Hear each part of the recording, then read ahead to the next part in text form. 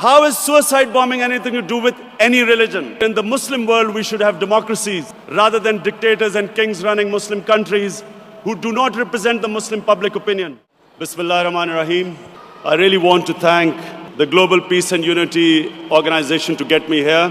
The point I want to make tonight is this, that it is extremely important for Muslims to be able to convey to people living in Western countries that there is no correlation between Islam and terrorism. Unfortunately, through a planned campaign, Islam and terrorism have been linked, and 1.3 billion Muslims are on the back foot, on the defensive, trying to justify that Islam has nothing to do with terrorism. And what the point you need to make is this, that according to the Holy Quran, 124,000 messengers of God were sent on earth, all of them with one message. And the message was that the Almighty wanted us to be human beings rather than intelligent animals.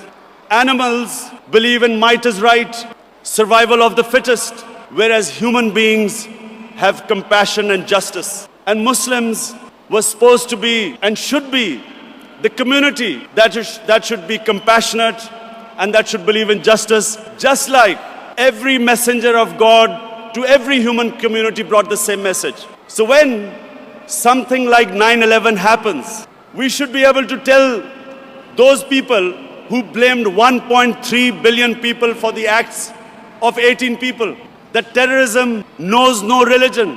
All religions preach the same thing. And unfortunately, we do not have either the political or intellectual leadership in the Muslim world to be able to convey our point of view. So we have words like Islamofascism, like radical Islam. When Tony Blair and George Bush say that the enemy of Western civilization is radical Islam, how is the man in the street in the West supposed to differentiate between a moderate Muslim and a radical Muslim? And why is Islam the issue? Before 9/11, 70% of all suicide bombings was by Tamil tigers in Sri Lanka. No one ever blamed Hinduism for what they were doing.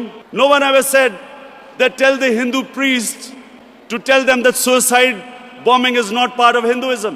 So why were we on the defensive?